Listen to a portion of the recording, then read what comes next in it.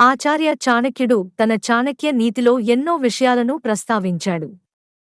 డబ్బుకు సంబంధించిన వివిధ విషయాలను తెలిపాడు. చాణక్య నీతి. ఆచార్య చాణక్యుడి చాణక్య నీతి అనేది జీవితంలో ఒక పరీక్షగా నిలిచే జీవిత పాఠాల సమాహారం. చాణక్యుడు గొప్ప పండితుడు, ఉపాధ్యాయుడు, ఆర్థికవేత్త. అతని బోధనలు అన్ని కాలాలకు సంబంధించినవి. చాలా మంది ఇప్పటికీ చాణక్యుడు చెప్పిన సూత్రాలను పాటిస్తారు. దీనితో జీవితం సంతోషంగా జీవించవచ్చు.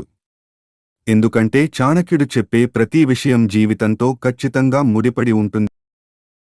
జీవితంలో అనేక సమస్యలు వస్తుంటాయి. కాని కొన్ని సమస్యలు మాత్రం ముందుగానే మనకు హెచ్చరికలు పంపుతాయి. కానీ వాటిని మనం పెద్దగా పట్టించుకోం. మన జీవితంలో సమస్యల సంకేతాలను గుర్తించడమనేది అసలు విషయం.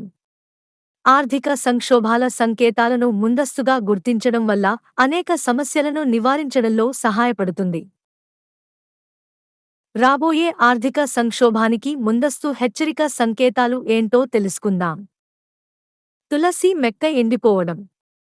హిందూ మతం ప్రకారం తులసి మొక్క చాలా గృహాలలో దేవతగా పూజించబడే ఒక పవిత్రమైన మొక్క.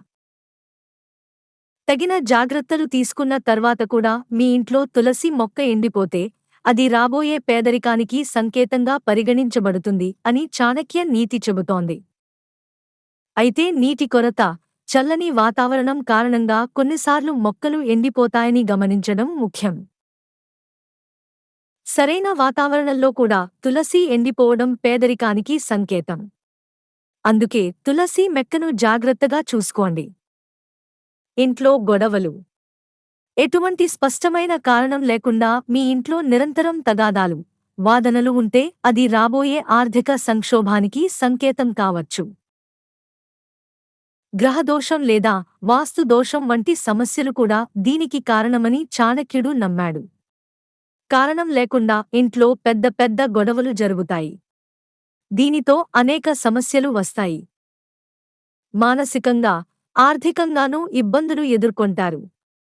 సమస్యలు అనేవి మీ వెంటే ఉంటాయి. ఇలాంటి సందర్భంలో మీరు ఆర్థికంగా కిందకు దిగుతారని గుర్తించాలి. తగిన జాగ్రత్తలు తీసుకోవాలి. ఇంట్లో గాజు పగలడం. చాణక్యుడు ప్రకారం మీ ఇంట్లో పదే పదే గాజు పగలడం రాబోయే ఆర్థిక నష్టానికి సంకేతంగా చెప్పవచ్చు. ఇది మీ ఇంటిలో రాబోయే పేదరికాన్ని సూచిస్తుంది. ఇలాంటి విషయాల్లో జాగ్రత్తగా ఉండాలి. తర్వాత చాలా ఇబ్బందులు ఎదుర్కొంటారు. భగవంతుడిపై విశ్వాసం. ప్రశాంతమైన జీవితానికి భగవంతునిపై విశ్వాసం చాలా ముఖ్యం. పూజలు లేని చోట సుఖం లేదా శ్రేయస్సు ఉండదని చాణక్యుడు చెప్పాడు. పూజలు లేకపోవటం, పూజలు చేయలేని వాతావరణం రావటం ఆర్థిక సమస్యలకు సంకేతమని చాణక్యుడు చెప్పాడు. అందుకే నమ్మకంతో భగవంతుడిని పూజించడం అనేది ఉండాలి. అప్పుడే ఆనందంగా ఉంటారు. లేదంటే ఆర్థిక సమస్యలు మిమ్మల్ని ఇబ్బందులకు గురిచేస్తాయి. పెద్దలపై గౌరవం. పెద్దలను గౌరవించడం భారతీయ సంస్కృతిలో భాగం. పెద్దలను అగౌరవపరచడం రాబోయే ఆర్థిక సంక్షోభానికి సంకేతమని చాణక్యుడు నమ్మాడు. పెద్దల పట్ల అమర్యాదగా ప్రవర్తించేవారు జీవితంలో నిజమైన ఆనందాన్ని పొందలేరని అన్నారు. అనేక రకాల సమస్యలను ఎదుర్కొంటారని చాణక్యనీతి వివరిస్తుంది. చాణక్యుడు తన అనుభవంతో చాణక్యనీతి చెప్పాడు. వీటిని పాటిస్తే జీవితంలో ముందుకు వెళ్ళవచ్చు.